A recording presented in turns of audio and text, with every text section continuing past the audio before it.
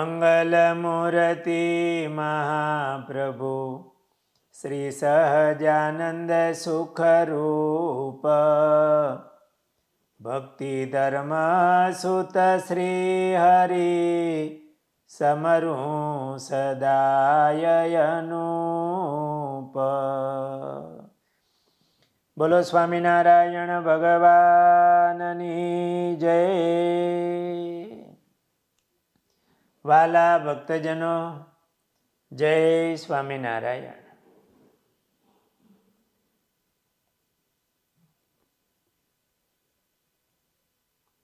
ભક્તરાજ દાદા ખાચર, એમને લગ્ન થયા, એમને ઘણા વર્ષો ગયા, પણ દાદા ખાચરને કોઈ સંતાન નહોતું. એટલે જીવા ખાચર દાદા ખાચરના ગરાસ ઉપર આમ દ્રષ્ટિ માંડીને બેઠેલા.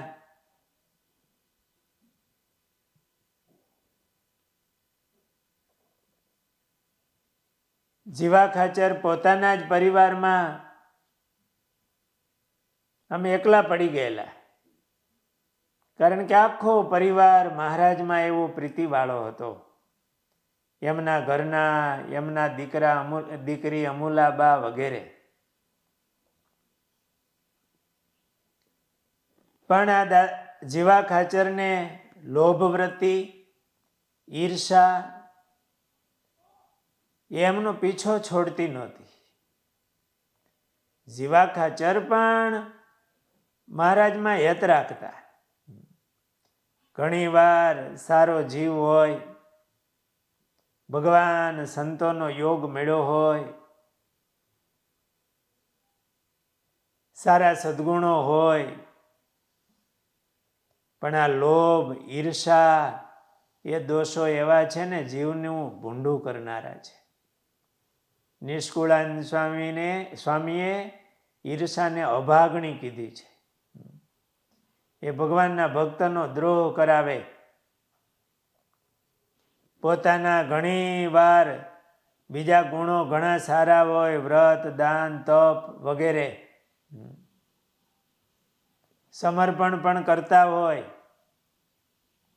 પણ હૃદયમાં ઈર્ષા હોય, લોભવૃત્તિ હોય, માન હોય, એ જીવનું બહુ ભૂંડું કરે. આપણા અંતરમાં ક્યાંય પડ્યા હોય ને તો એને ઓળખવા. એ આપણા શત્રુ છે, એટલે અંતર શત્રુ એને કીધા છે. આ જીવા ખાચર તો મહારાજના યોગમાં આવેલા હતા. મહારાજે એમનું કલ્યાણ કરેલું, અને ઘણી વાર આવા પાત્રો હોય એ આપણા ઉપદેશ માટે પણ આવા પ્રસંગો ઊભા થતા હોય. પણ આપણા અંતરમાં આ સ્વભાવ હોય તો એને ઓળખવા, એને શત્રુ માનવા, એને ટાળવા. જીવા ખાચરની માનવૃત્તિ, એની લોભ, ઈર્ષા, એનાથી દાદા ખાચરનું સારું જોઈ ન શકે. એમને દીકરો ન હોય તો રાજી થાય કે આ ગરાસ પાછો મને મળે.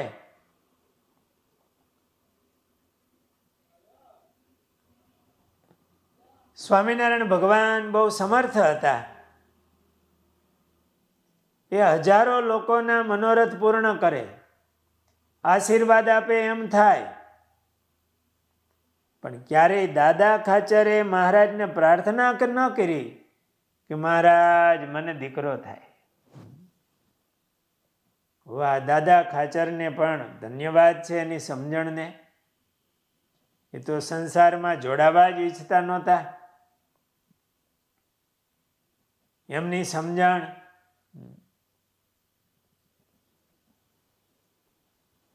એમની નિષ્કામ ભક્તિ હતી. લાડુબા, જીવુબા, સોમબા મહારાજ પાસે આવીને વિનંતી કરી, મહારાજ દાદા ખાચરને કોઈ સંતાન નથી, આ ગઢપુરનો વારસદાર કોણ હશે મહારાજ? સર્વને ચિંતા થાય છે. માટે આપ દાદા ખાચરને દીકરો થાય એવા આશીર્વાદ આપો મહારાજ. ભગવાન બધાને આશીર્વાદ આપતા હોય, સારું થતું હોય, અને એના ભક્ત દાદા ખાચર, એને ત્યાં જ દીકરો નહીં. મહારાજે આશીર્વાદ આપવાને બદલે બહેનોને એવું કીધું કે બહેનો, દાદા ખાચર જો બીજું લગ્ન કરે તો એમને ત્યાં દીકરો થાય. ભગવાનની લીલાને સમજવી ઘણી કઠણ હોય છે, અઘરી હોય છે. જસુબા જેવો આત્મા વટવદર મહારાજે જેમના હાથનો રોટલો જમેલા, એમનું કલ્યાણ કરવાની મહારાજની ઈચ્છા. નહીતર તો ભગવાન આશીર્વાદ આપે તો દીકરો થાય. એ તો સર્વ કર્મ ફળ પ્રદાતા છે, એમની ઈચ્છાથી બધું થાય. પણ મહારાજે કીધું કે આ દાદા ખાચર જો બીજા લગ્ન કરે ને તો એમને દીકરો થાય. એટલે દાદા ખાચરને સમજાવવા માંડ્યા.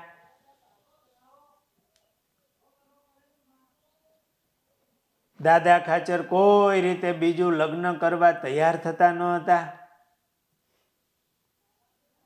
કે આ મહારાજ એ મૂર્તિ મળી છે, એનું ધ્યાન, ભજન, સ્મરણ, સેવન,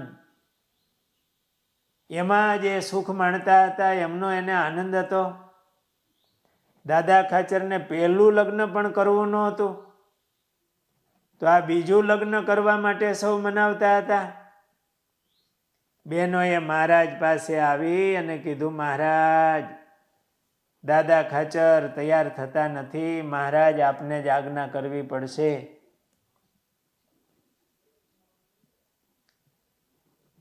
મહારાજે દાદા ખાચરને કીધું, દાદા, તમારે બીજા લગ્ન તો કરવા જ પડશે, અમારી આજ્ઞા છે. અરે મહારાજ, હવે મને શા માટે એમાં જોડો છો? મહારાજ કે નહીં દાદા, અમારી આજ્ઞા છે, તમારે બીજા લગ્ન કરવાના છે. દાદા ખાચરે કીધું, મહારાજ, જાનમાં મારું વેલડું તમે આંકો અને મારી જાનમાં સાધુ જોડાય તો હું પરણવા જાઉં, નહીતર નહીં. મહારાજે દાદા ખાચરની એ માગણી માન્ય રાખી. અર્જુનના રથને જેમ શ્રી કૃષ્ણ ભગવાને આપ્યો હતો, એમાં દાદા ખાચરનો રથ મહારાજે ચલાવ્યો. સંતોને જાનડિયું તરીકે સાથે લીધા. આ દાદા ખાચરના લગ્નની કથા બહુ અદ્ભુત છે. હરિલીલામૃતમાં બહુ વિસ્તારથી કથા છે. આ દાદા ખાચરની લગ્નની કથા એ વિસ્તારથી કહી છે. મહારાજ એ જાન લઈને નીકળ્યા, રસ્તામાં જે જે ગામ આવે ત્યાં રોકાણા હોય, ભક્તોએ મહારાજનું સ્વાગત કર્યું હોય, ભટવદર પધાર્યા, ત્યાં લગ્ન થયા, પાછા વળ્યા, પાછા ગઢપુર આવ્યા. એમની બહુ મધુર કથા સાંભળવા જેવી છે, જે યુટ્યુબમાં હશે. ક્યારેક સમય મળે તો સાંભળજો. એ બ્રહ્મસત્રમાં એ કથા મેં કહેલી છે. મહારાજે દાદા ખાચરનો રથ આંક્યો, સંતોને જાનડિયું તરીકે લીધા. ભટવદરમાં નાગપાલ વરુના દીકરી જસુબાઈ સાથે એમના લગ્ન થયા.